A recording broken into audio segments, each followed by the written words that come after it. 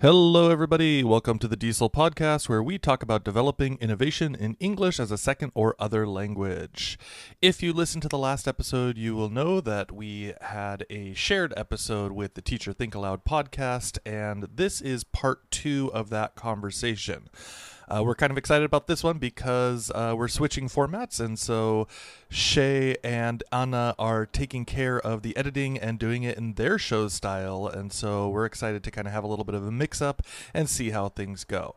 So with that, we're switching over to DIESOL 126, or the Teacher Think-Aloud Podcast, episode 74.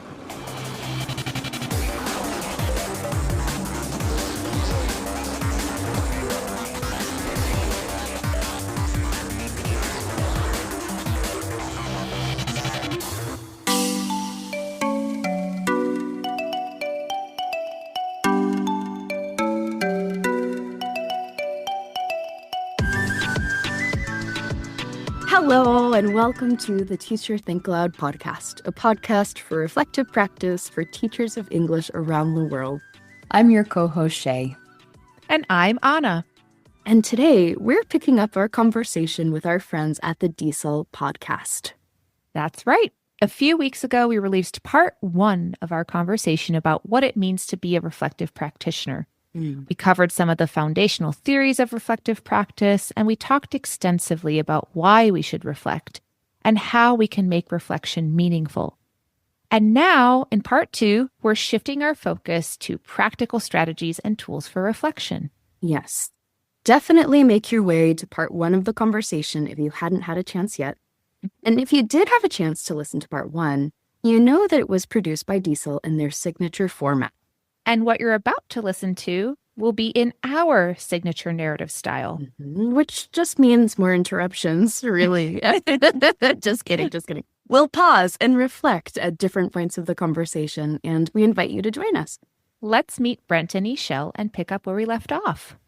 My name is Brent Warner. My pronouns are he, him, and I am a professor of ESL at Irvine Valley College in Southern California. My name is Esol Reyes. My pronouns are she, her. I'm a teacher trainer and an English for special purposes instructor. So not all reflection happens during scheduled planning time. Sometimes we get sudden flashbacks in those in-between moments, like we're walking to our car or we're cooking dinner and suddenly reliving parts of a lesson, oftentimes at night, right? Can you recall one of those unplanned golden moments and how it compares to structured reflection? You know, Esol, you mentioned at night you're reliving parts of a lesson. My brain has a really hard time turning off. So often my best ideas come to me when I'm dreaming. I run through whole classes in my brain. I don't know if they're dreams or my subconscious sort of working things out, but a lot of the time I'll wake up and I'll be like, okay, I know what I'm going to do. That sort of subconscious reflection is very different than when you're awake, right? So I don't know that I have anything more specific than that, but this idea of reliving parts of a lesson, I think we take it a step further, and sometimes we're teaching while we're sleeping. I don't know how healthy that is. Maybe I need probably not very. That's why I'm not.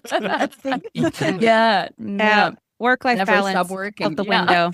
Maybe that's another argument for making reflection intentional. I mean, I do think that those are golden moments right there, right? Just getting inspiration in a dream and waking up and having that inspiration. I think that's a wonderful way to get ideas. Some of the best ideas come from not a moment when you are explicitly trying to work through that problem, right? But I do think setting aside time to reflect can help lessen the dreams, nightmares about teaching, perhaps, by letting you process it in a moment when you are able to just sit down and think through it. Just a thought. What about you? I'm going to throw the question back at you. I have insomnia. I love reflecting, and I love teaching about reflection and how it transforms the way you approach things, right? And oftentimes in the middle of the night, I won't have a dream, but I'll wake up and think, oh my goodness, that's the thing I need to do tomorrow. It didn't come in a dream. It came moments after I woke up. And then I have to get up and get whatever I was going to do or write it down because I'll forget. It happens to me all the time. And those are my golden moments because I've had amazing things probably wouldn't have thought at the end of the day when I'm decompressing, or my reflection at the end of the week. Your brain has more space to breathe and the creativity is awakened. And I am a major procrastinator, much to Anna's chagrin, being my business partner, I think. But I think that my brain works best under pressure. The 10 minutes before class starts, I'm going to have that idea that's going to change everything. Damn it, why couldn't you have come to me last night when I was prepping? Or even an hour ago and make this more manageable? That's the same for me. Like every time I'm at a presentation, it's like, oh, I'm not watching anybody else's sessions because I'm completely redesigning the entire presentation, Yes. 30 minutes before we go on. And that happens in classes as well. We're really for fun me, to work with. right? I know people love it. The thing for me is stepping out and doing things that are not teaching related. It could be as simple as going on a walk, spending time in nature, or, it can't be where I'm like distracted. Like going to the movies doesn't help me with this stuff, but going out and just letting my brain wander. I know there's like a psychological phenomenon for this. Coming back to, the last time we talked about Abbott Elementary, now I'll talk about 30 Rock. One of the episodes in 30 Rock was Alec Baldwin. He was doing putt-putt golf in his office, and he's talking about like how doing things like that are about pulling your brain out of the focus that it's trying to work on, and then it gives room for ideas to come in. That's always resonated with me. You can't be overly focused. You won't create as good work if you're always in it, right? And so that time to give yourself and get out of it and get your head in your own space. Esol, I know, does like running and all these things and like trying to get the fresh head thing, right? So whether it's yoga or whatever else it is, it's like that time where your brain is not doing and not active. It really helps me more aha moments as well. I think a hybrid approach, neither formal nor spontaneous reflection, is better than the other necessarily, but just knowing where that sort of fertile ground for creativity exists in you and knowing yourself. Maybe you go on a hike, but you sort of preface the hike by saying, here's something that's on my mind, and can I allow that to be sort of like a more structured creative hike? I don't know, maybe that's a little too woo-woo, but kind of a combination of the two. Yeah, if you have one idea, but even if you don't force it, you just tell yourself, let this hang out and see what happens. It could still work out. I also have my own openness to woo-woo opportunities as well. And it's like, okay, let's see what happens with that. It's just slight intention added on to whatever you're doing without necessarily a focused goal. I think that would work well too. Well, and I like that you brought up the word intention again, because I think that intention and then creating the space, right? Creating space in your brain for reflection, whether that is just saying, okay, I'm going to leave it and I'm going to let my brain wander into a different area and not focus on this, or creating actual space in your day. Because if we're relying only on like the lesson is happening, I am here, I got to go to my next class, right? That's not necessarily going to get us where we need to go. Teachers are burnt out. A lot of times that is all we have. But if we're able to kind of build in that creative space by going on a walk, going on a run, doing something that takes us away from it, or creating a space where we sit down and we just let ourselves free write about whatever we just did in class or what we did throughout the week. It doesn't have to be a session by session. That's really important. We call it, within the realm of reflective practice, we call this reflection in action versus reflection on action. So reflection in action being that in the moment practice. We are shifting our lessons as we go along. We're making, mental notes about things, but building in that reflection on action right after the fact, whichever form it takes, is key to building that practice. In our first episode, go back and listen to episode 1, everybody, if you haven't. In our first episode, we talked about reflective practice as a practice. That reflective practice component is building in some form of reflection on action after the fact. Yeah. Right. And that's the hardest part, right? We all pivot in the classroom when we need to. We notice when students, eyes are glazed over and we've lost them. We change. We have to. We've been trained to do that. But this idea of pausing after the fact, carving out that time for what happened and why is really the key component. And I think the hardest to really make space for. So one of the things I often tell my teacher trainees is that, yes, we're reflecting on what has happened, but it also should be a point that helps you to plan or see what might be next, right? Yeah. How do you guys use reflection to make small tweaks for either following lesson? I know you mentioned suddenly in your dreams you get the answer, but what about bigger long-term goals? Yeah. Yeah. Well, so you've just described another type of reflection, Esol, reflection for action, which is essentially based on what has, what I've seen or what I've done, what's next. And previously, Anna, you and I have talked about reflection in action or on action, but there's actually another preposition because English is just that fun with prepositions. Yeah, reflection for action. So it's exactly that, Esol. So, I mean, if we're thinking about longer term professional goals, the idea is to break that down into smaller, manageable chunks. The name of the game for reflection is making it the least intimidating as possible, right? Because it's already, we've got all our classes, we've got our evaluations, we've got to do observations, we have our PD. And so reflection, I think for a lot of teachers can feel like yet another thing that, I'm being encouraged to do. So first it's like, we'll go back to that framing, right? That it is this opportunity to learn yourself. So frame it that way.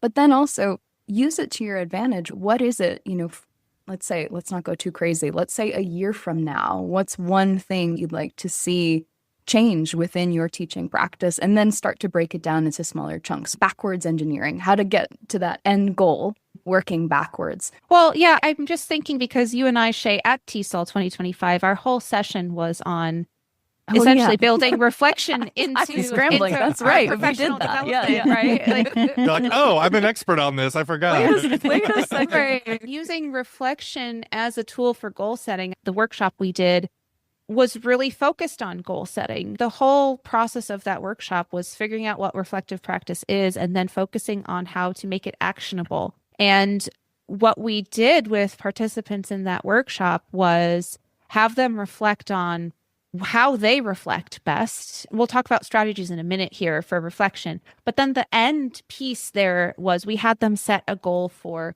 the conference, right? The next couple of days, a month from now, a year from now, and 5 years from now. All of that coming out of reflection. The focus was using reflection to figure out areas of professional development they want to pursue and target, right? So I think that's exactly what you were saying, Shè, just unbeknownst to you. We'd already talked about this.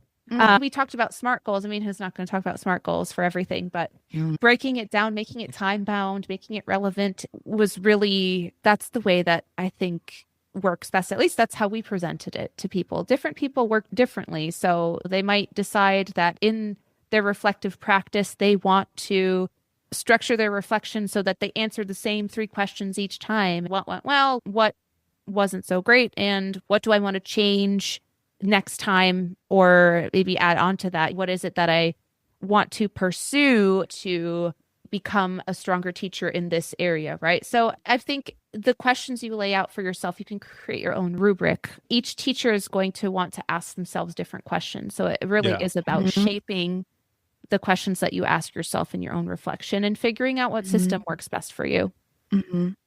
Yeah. And I'd also add, like, we've all got long careers ahead of us. So it's not that you have to get it right the first time, right? It's a iterative process. And you start saying, hey, this part worked for me. I didn't really, vibe with these questions or these ideas. I'm going to ditch them, but I'm going to turn into my own thing here.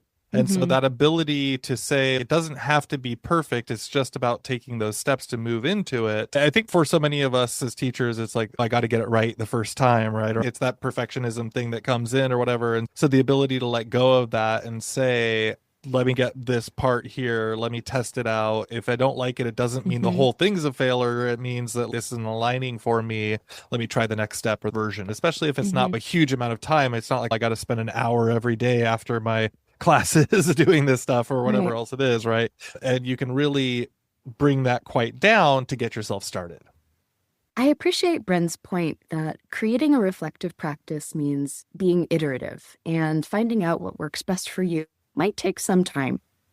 I think one of the greatest perks of establishing a reflective teaching practice is that you're carving out specific time to focus on your practice, on your interests, and needs as a professional. Sometimes, life gets in the way of you time. And while I'm not condoning reflection on your teaching as your primary form of self-care, I think there's value in spending time with yourself in that way.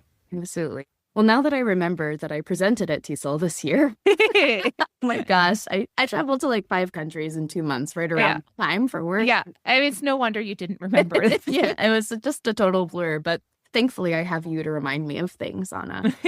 Well, I remember this comment from one of our workshop attendees who told me that she had been teaching for nearly 50 years.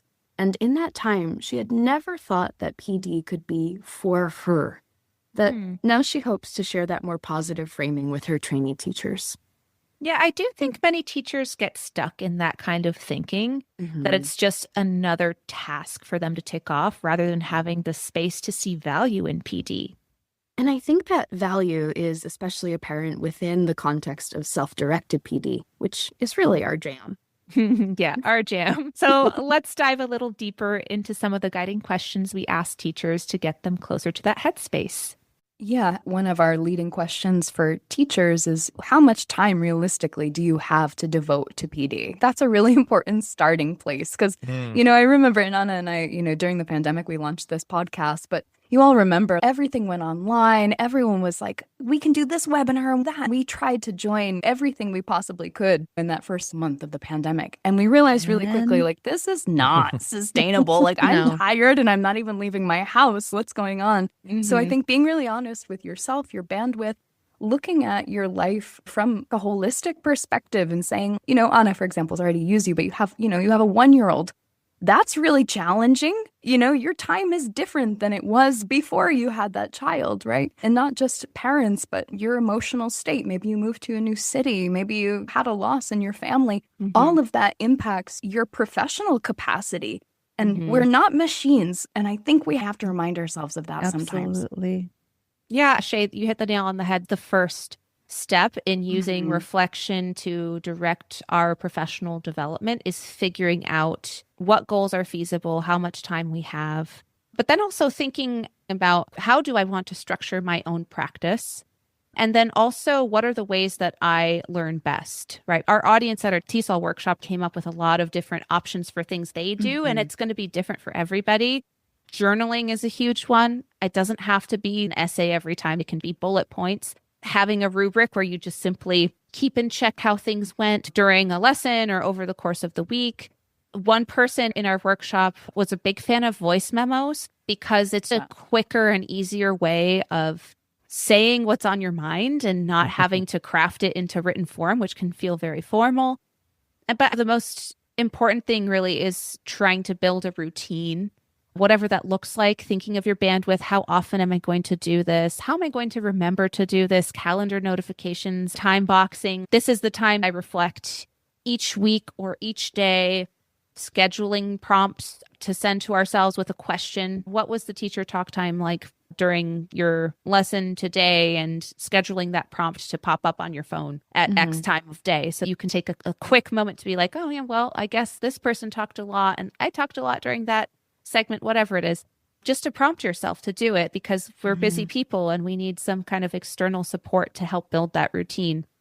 And those are just some simple ways. But since we're on the DIESOL podcast, I'm also curious, if you two have any ideas for these kinds of formats. How could we integrate tech into reflection? Yeah. Does tech even have a place in reflection? We've been talking very woo-woo. Like, is tech part of this conversation? Yes or no? I'm interested in your thoughts. So again, as a pre-service teacher trainer, I have my students, you talked about emails and journals, but I like a tool called, it's kind of an old, very simple rudimentary website. It's called dearfutureme.org. Future me. To say this. Is it Dear Future Me or just Future Me? I think it's just futureme.org. Future Me. Yeah. Cool. And I like it because you're reflecting, but you're also talking to the future. You don't need to enter anything except your email. You'll forget about it. I have my students, as they're finishing the course and they're like nervous about going back to their nation and starting this journey, right? And one of the things I tell them is you've got to be gentle with yourself. You've got to be kind because there's going to be many challenging moments, right? And I want my teachers, anybody from my training to have longevity. We need good teachers that don't quit after 3 years or 5 years, right? We already have enough challenges in our ESL field. Talk to your past self, talk to your future self, and schedule that email. You'll forget about it. Schedule it to the very last day when they graduate. And on that last day, they say, oh, I got a funny email today. Oh, from who? From myself. Inevitably, someone will schedule it for a year later because they forget to change the year. And I'll get an email a year later. Teacher, miss, I got this email and I can't believe it. And some of them have cried. They've told me stories of how they thought they couldn't teach English, but now they look back and they realize how important it is to, again, reflect. I think that's a big part of my methodology. I like it to be simple because of that. It is overwhelming. And so futureme.org is not a calendar reminder. It's not going to pop it. You just write it down or write 2 sentences. I say whatever you want to write down. A poem, a word, 3 adjectives, write it. I love it. And it's so feel good too. I feel all warm and fuzzy right now. And Future Me is great for assignments too, right? Because the reflection piece and like, hey, what do you think you're going to get done by this time? So it works for students, but it also works for us as teachers to consider what are we doing? What are we thinking about? What are we wanting to get done?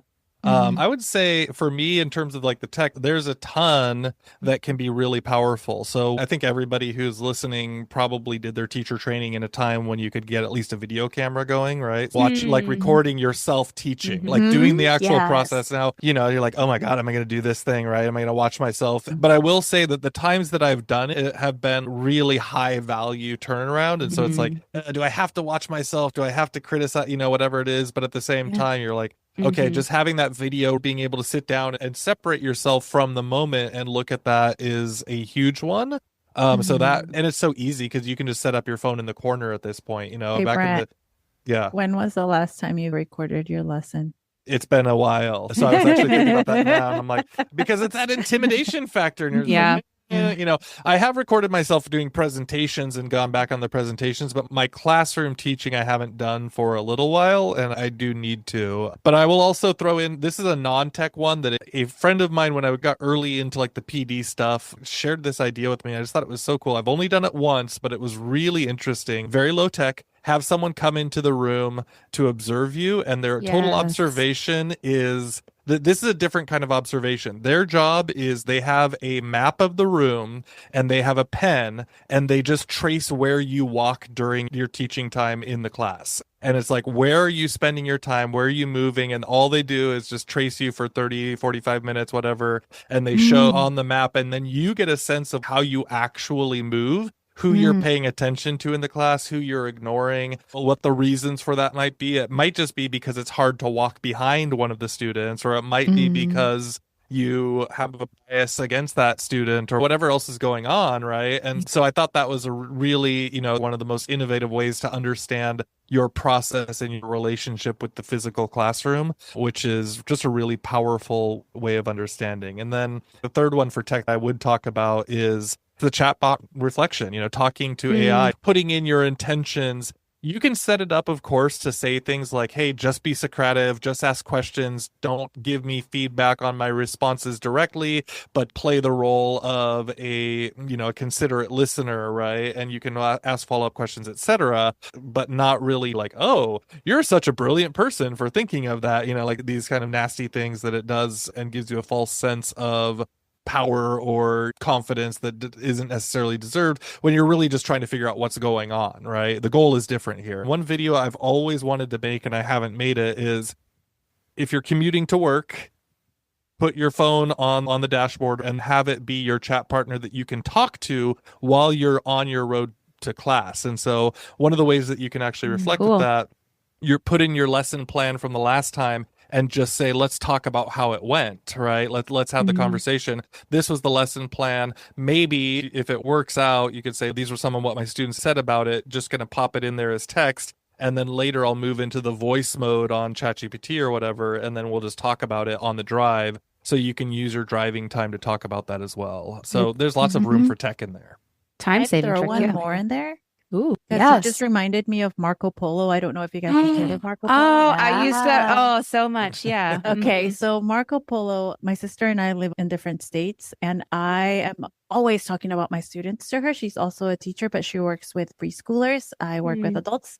It has helped me tremendously, and I didn't think of it that I'm already using it. I'll tell her an idea. She doesn't respond because essentially Marco Polo is you record a video, somebody else is going to receive it, and they can watch whenever they want. It's like this video stream, and it gives you the time to think and listen without responding in a conversation or a video call. It doesn't mix text messages, so you don't have to go for search for that video.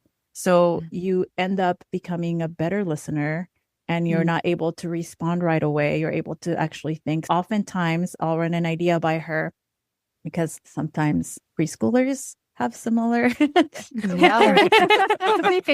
100%. Etc. vice versa. So later on, I'll get the answer myself, and I do that when I'm driving, safely, and I'll just be talking, and we just chat back and forth, and then I'll listen and get an idea. So that actually is how I've reflected many times. I didn't realize I was doing it. So Marco Polo is free, and it works well for that, actually. Yeah. And it's not as intimidating as recording yourself and looking at your face. Yeah. I love that. And I love the asynchronicity of that, that forced pause. It's great. Well, I mean, maybe we'll get to this in a second, but you were making me think of just the importance of an accountability partner, right? A sounding board. A sounding board. That's how Shè and I came to be. We were accountability partners. We were working in the same intensive English program in New York City at the time, and we just started doing that in person. I love that you're using tech for making that collective reflection with your sister, even though it was different learners. Yeah. And speaking of accountability partners, Brent and I worked together at some point, and I remember when I had this goal of going 70% paperless. I went semester by semester. Okay, let me see what I can turn into paperless and digital without compromising the content of my class. I would always say, guess what? I've done this, and but he was and he still is my accountability partner. Yeah. And now you have a podcast, and other people are also benefiting from you guys reflecting together, essentially.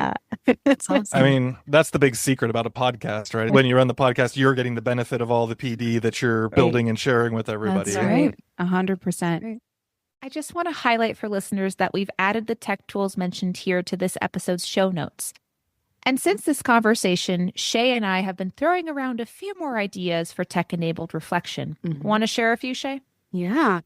Well, something I noticed when I was teaching in China last year was that I had this desire, especially after a tough class, to have a colleague right there to bounce ideas off of. This burning desire. Burning. Yes, absolutely. That moment of what just happened in there, and no one's around to process with you. I totally get it. Yeah. Yeah, exactly. I was lucky enough to be teaching next door to my partner, but a chatbot can serve that purpose too. Not to replace colleagues, of course, but as a reflective partner.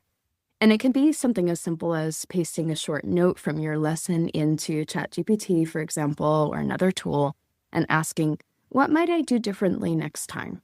All right. So like a critical friend, one who's always available and doesn't get tired of your rambling and your insecurities, right? Yes. And, they can generate reflective questions too. So say you had a group discussion that just fell flat. You could ask the AI, give me some questions to help me reflect on why that didn't work. And then it comes back to you with prompts like, well, how did my instructions shape the outcome? Were the students clear on their roles and their purpose in the activities? I love that. That feels powerful, especially for new teachers who don't yet know what to ask themselves and maybe, don't have that person to talk to right next to them. The chatbot helps them move from that didn't work to here's what I can learn from it. Yeah. And for more experienced teachers, you can ask the chatbot to play sort of the devil's advocate. For example, you could say, push back on how I used group work in this lesson. That kind of challenge can help to surface blind spots that we might not notice ourselves. But I mean, then what about evidence, though, right? Because reflection isn't just feelings, right? It's also about looking at what actually happened in the classroom. You're right. It isn't just feelings. I think people maybe get hung up on that idea. It's like, how did that feel to me? But it's more than that. And so for me, that's where transcription tools come into play. So you could record, a 10-minute activity, run it through an auto transcriber, and then suddenly you see the classroom talk, right? Cool. Maybe you notice that you're speaking 80% of the time, or maybe you notice even that your questions are mostly closed questions as opposed to open-ended.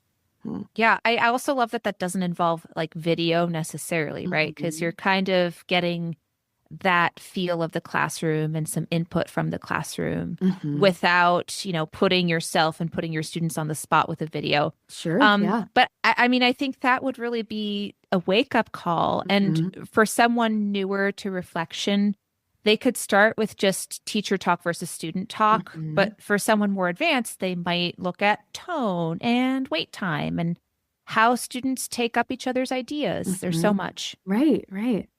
And, once you've got those transcripts or those journal entries, data analysis tools can help. So instead of combing through, say, 20 reflections that you took over the course of the semester, you can ask your generative AI to find recurring themes. Like maybe you highlighted pacing issues or student engagement, maybe dropping or sort of going off the rails during tech use. Yeah, so it's not just one snapshot, but trends over time. And that's where a tool like Notebook LM really shines. That's one of my favorites. You can upload a whole semester's worth of plans, reflections, and even transcripts. You can ask it questions to sort of drill down on certain components or curiosities that you have, which is a really cool feature. But what I love most is what it can do at the macro level. The tool surfaces patterns with its overview functions, including both audio and video overviews. Like it generates them based on the content you feed it. And it also generates things like mind maps and FAQs. That sounds like a really cool bird's eye view teachers rarely have time to create on their own. Gives you perspective. Absolutely. Yeah. And just to be clear, because I know I've gotten like super excited talking about these tools. Like I started this and I was like, Anna, I'm sick. My voice is going to be awful. Now I'm like sweaty and excited. Here we are again. Well, even though I'm excited, there's a lot that you can do. None of this is replacing human reflection or mentoring. But I think it does help to extend it. We can think of AI as a sort of scaffolding in the reflection process. It's asking the questions, it's surfacing the patterns, and it's giving us sort of a head start so that our deeper thinking can really kick in. So in a way, generative AI in this case can help us spend less time finding the reflection questions and more time answering those questions. And you've always got someone to reflect with. Yeah, and that's great. I mean, of course, we do want to consider the other side of the coin too. We can't be reckless in how we're engaging with AI. We have to be, careful, mindful of what we're sharing, especially if we're adding any sort of student information, demographic information. We want to make sure we're protecting our identities and our students and that we're adhering to guidelines provided to us by our institutions. Right. And just our moral compass, right? So very important. And as you alluded to a moment ago, no AI can beat reflecting with a real live human. So let's hear more about how to facilitate shared reflection. We've talked a lot about individual reflection and we've started to move into accountability partners. I'm just trying to think of, are there other collective reflection avenues we could discuss? Are you guys involved in groups like professional learning networks or communities? Have you ever participated in sort of a mentor relationship? You are mentoring teachers. Tell us a bit about that. Both of us have been deeply involved in Tesol. Both of us were doing a lot of work around there. Tesol when she moved to Texas. I've been heavily involved with Q. So Q is ISTE. So Q in California is the big one for Edtech related things, not language related, but Edtech. My book just came out for ISTE, so that's a language related thing. I'm kind of tying into that community more. So yeah, being part of those learning communities. And then back when Twitter and teacher Twitter was a great thing, highly involved with that as well. Like really trying, getting a lot of value. The micro chats. Yeah, the like all of those things were so powerful. It's a real true loss. I used to tell people, and people get a little bit upset with me about it, but I would say like, oh, I learned more from Twitter than I did from my master's program. There are so many people sharing so many great things, and it's a true tangible loss to not have that community anymore. We mourned it on an episode when both of us decided to step away. I remember that episode. But, at the same time, there are ways to connect with people, share ideas. I spend more time on LinkedIn for my digital communities now. It's fine to go a little bit smaller. It's fine to kind of work with your little crew and your team. You don't have to be out there blasting all the time. It can be, individual local communities. And so I find that I have these really powerful conversations one-on-one with people quite a lot just over coffee or something like that too. So I do maintain some level of connection, although I'll say like in the last 6 months or 8 months or so, it's been a little stressful and hard to just be like, okay, I need my own space. And it's okay to step in and out of these things too. So I think that's important. I would say that I was so involved online with technology, PLNs online, but there came a point probably marked with what I call the death of Twitter, the very hard death of Twitter. But that didn't mean I couldn't create my own PLN. I remember talking to Brent about that. I felt so disconnected and like I wasn't growing. But I also realized that I did have plenty of people around me, not necessarily my colleagues where I work, but people that I'd met through other places. And I had to make the effort to say, hey guys, we really want to talk about AI and know your perspective. And so I have like about 5 colleagues that on and off I'll bounce ideas with. And that's a PLN. I also do include people that may not think the same as me. I'm very much into technology and educational technology and just innovation and trying to get innovation even in a low tech environment. And so oftentimes that means I have to stay connected to people who aren't, the Edtech, what do you call them? The people who, I forgot, I'm tired today. Non-techies. Well, we can call them non-techies. I don't know. Won so many people over because it was like little by little, and then they started coming, and then sort of like finding their way with something now that you can't really escape technology. So again, staying connected with people that you might find common ground with. Yeah. I'm lost in our notes right now. I'm like, okay, we have jumped all over. Everyone's really tired. I'm sure my eyes are getting pretty heavy. So I wonder, Anna, what are you thinking? Where are we? Where are we? And what else do we need to cover? Yeah, I mean... avoiding burnout. Yeah, let's go there. Yeah, I think I should tell our listeners we're recording this 2-part episode in one sitting at the end of everybody's workday. So we are not practicing what we're about to preach. We're going. We're don't going burn loopy. yourself out. Like we are burning ourselves out now. This in is the almost name 2 of hours, right? Yeah. Yep. Yeah. Well, I think like you mentioned burnout, and we've also talked about being gentle with yourself.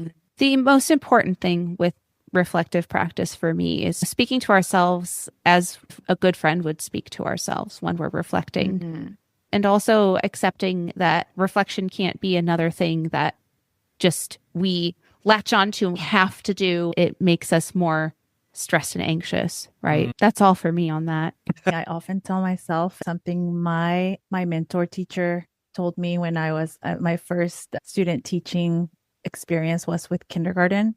So I remember her telling me, remember, right now is not your time to shine. Right now, you're an apprentice. So take little bite-sized steps and deal with that, because eventually you're going to shine. As I've developed as a teacher, and again, this is the whole lifelong learning practice, that every year you're sort of an apprentice at something, right? And celebrate that. Celebrate the things that you're about to embark as an opportunity. There are challenges. You're not going to have the answer, but maybe you don't need to have the answer every time, and you don't need to solve it. But look for the things that are worth honoring. If you had a hard class, if you had a hard semester, I'm having a hard year, who isn't, right? Celebrate that you got through the day. Celebrate that the student was able to give you a complete sentence. Celebrate that your full lunch wasn't interrupted. Celebrate that someone found what you shared was useful. Those things help to avoid burnout. It is important to honor those moments. Especially as teachers working in this field where we do experience compassion fatigue. We have to really make sure that we're taking care of ourselves so that we can show up for our students. So just, again, that sort of taking a holistic look at what you're doing and remembering that being a teacher is just one hat you wear. You are more than your profession. Yeah. And I would connect to that too. So going back to the idea I said earlier about like, hey, make sure that you, if you're going on the walk, if it's just not a teaching related thing, give yourself hobbies or interests outside of the realm, right? So whatever it is, hey, I want to learn how to play guitar, right? I am terrible at it, but it's not about being good at it. It's about having an interest to pursue. Or, and this one's super important, I can't say it enough, make friends with people who are not teachers and do not want to talk about teaching. And I have a couple of bar buddies and we always have great conversations and they're totally unrelated things. And it does help me from not burning out because I'm connected to other parts of the world in other ways. And so even just ensuring that you're doing something about that, proactively doing it. I mean, there are websites like meetup.com is still out there, or some of these ones out there where it's like, hey, I'm interested in playing board games. I don't have any friends in the area, but there's a group that meets up. I'm going to go meet up with those people, right? So I get it too. It's like, hey, I'm a shy person. I don't want to jump out and do these things and meet a bunch of strangers. But at the same time, it's like you recognize that like once you meet strangers, maybe you're okay with becoming friends with one or two. It might take some time, don't get me wrong. But all I'm saying is like, what are you doing? What are you being proactive about in order to protect yourself? That is, like it or not, that's our responsibilities individually. We need to figure out ways to make sure that we are connected to the fullness of the world and not just the lens that we normally look at it through, which is teaching so often. I love that, Brent. I'm saying that as my partner is a teacher. And at first it was really exciting. I was like, yes, someone gets me and I can talk about assessment. And then really quickly I realized like, well, we talk about teaching too much, right? And so you do have to carve out that space. I appreciate that advice, Brent. Yeah. My wife is like, I don't care. I don't care what you're talking about. Yeah. Awesome. We're so grateful to Brent and Esol for modeling vulnerability and joy for teaching in this conversation. We hope this episode reminds you that reflection isn't just about improvement. It's about connection, care, and honoring your growth. That's right. Listeners, we want to hear from you. What strategies do you use to reflect on your teaching? What tools or tips have helped you sustain reflection over time? And if you're a reflection newbie, or at least you haven't carved out a practice for yourself yet, let's get you started. We challenge you after your next class to record a 60-second voice memo. Just say what surprised you, what challenged you, and what you'd do differently. Sounds pretty easy to me. Reflection doesn't have to be polished, people. It just has to be honest. And that's really how you're going to get the most out of it in the future. Before we go, we want to highlight a few resources you can use to help spark inspiration and sustain your practice. First, check out our YouTube playlist, An Introduction to Reflective Practice. It's a compilation of all of our episodes related to reflective teaching. Yes, and it features two of my personal favorite episodes. Episode 28, A Holistic Approach to PD with Ramin Yazdanpana, and 56, Building a Sustainable PD Practice with Yulia Karchenko. Those are my favorite of the bunch too, Anna. We've also created a few reflection tools over the years to help you figure out how you reflect best, including an interactive quiz and a quick start guide with some targeted thematic listening you can do with our previous episodes. Lots of resources, lots of reflecting, all of it on our show notes. If you found this episode helpful or inspiring, please share it with a friend or colleague and leave us a review wherever you get your podcasts.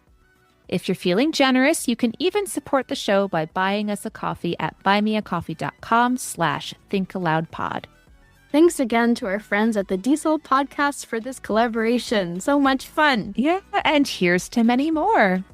Thanks so much for joining us on the Teacher Think-Aloud podcast. Until next time, friends, happy teaching. And happy reflecting.